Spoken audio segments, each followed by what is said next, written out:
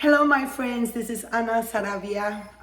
I took a little bit of a break, went on an incredible vacation, long overdue. Um, Got to see a lot of places, got to understand a lot more about real estate worldwide. I had the opportunity to go to Europe and I did check, what real estate is doing over there. And the fact that the matter remains that the US, despite all the bad news coming in and out, we're in a much, much better place overall. So what's going on, lately in the real estate world here in San Antonio? Well, we know that real estate is such a hyper local activity. So what's going on right now, even though you keep on reading, it's things are so bad and, all that kind of negative talk in October. Because keep in mind that the only way for us to know the numbers is, looking back. So by looking back, we have the numbers for October, and we know for a fact that the actual sales of homes, they, climbed to about 7.5%. And they were below, October of last year, but October of last year was really an anomaly. So slightly down 5.8% compared to last year. Now, the median price home in October, check this out. Are you ready for this? 493,000. And the average price in the Alamo City, 544,000. And it's kind of boring that I keep going back to the same thing, but after doing this for 22 plus years, it just blows my mind to know exactly what is going on in the real estate market and how, they say, no, you have to have a diversified portfolio, which, yeah, most definitely. But at the end of the day, especially after I, had the opportunity, to be on a seminar from Citi, where they basically analyze a 10-year spread of, investments in the stock market, pretty diversified, both local and international investments, yada, yada. After 10 years of a pretty harsh emotional roller coaster, ups, downs, like they're saying right now, the Dow, there's a pretty good chance that it might end up in the green, but we just had a 500-point drop. All those kinds of things, which, by the way, they're not for the people with a faint heart. Their overall portfolio gain in a 10-year spread was 7%, and some change.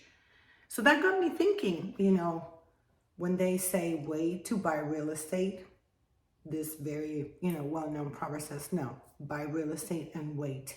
Because obviously, this is something that even if it goes down, like the big thing that we had back in 2008, things are back to normal. Even, after a pandemic, after inflation, after, all the things that you can put in front of it, real estate to me, of course, I'm biased, is still the safest way, to invest.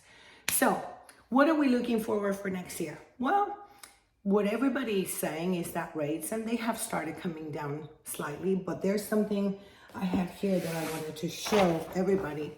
And I'm not sure if you can see this, but what is that rate right there? 7.53. And this is a deal. Actually, this was a personal deal. I invested on a small, lot in Canyon Lake, Los Brisas at Canyon Lake. This is October 16, 2006. So let me repeat that. The rate that I paid back then, 7.513. That just goes to show that real estate sales at any rates, 18%, 13%, people are always buying and selling. And when I bought that property, I figured that was a pretty good rate. So, everything is perspective. Now, the reality is that people, that have currently low rates in their homes, they're not going to be selling those homes. And the biggest shift that we've just had lately is to the advantage of the buyer, because buyers now, all builders are giving a lot of discount. They're paying realtor bonuses just to bring them so that they can download all the spec inventory that they have and don't have to carry it forward 2023. So right now, the people that are buying are at an advantage, unlike, what we had before. But here's the big difference. Yes, it's shifting to a little bit of an advantage to a buyer's market, but the reality is that today we still have 3.1 months of inventory. So, repeating myself a little bit, doing this for such a long time, Most of my professional life, I've had anywhere between 7 and 11 months of inventory in San Antonio. That's been, pretty much all my life, except, when all this things started happening with COVID and so on. So the reality is, yes, buyers now can get assistance, buy down assistance for rates or, all this kind of creative financing where the seller can actually contribute to the buyer so that they can get a better rate. But the reality is that the inventory is still pretty limited. So in short, it's a great time for a buyer right now because there's the best chance that they'll have to really squeeze as much as they possibly can from a seller via, buy downs or from a builder, incentives and so on and so forth. And as a seller, you don't have to compete with 9 months of inventory. In most areas that I've been working, although I have to admit I took 20 days off the business, but still, there's 4 or 5 homes available, for sale. So it's still a great time. We're coming to the end of the year. I hope those who celebrate Thanksgiving had a great one. And I'll be talking to you soon to see, before we close the year. Thank you so much for watching. If you like our content, please give me a thumbs up, subscribe to our channel.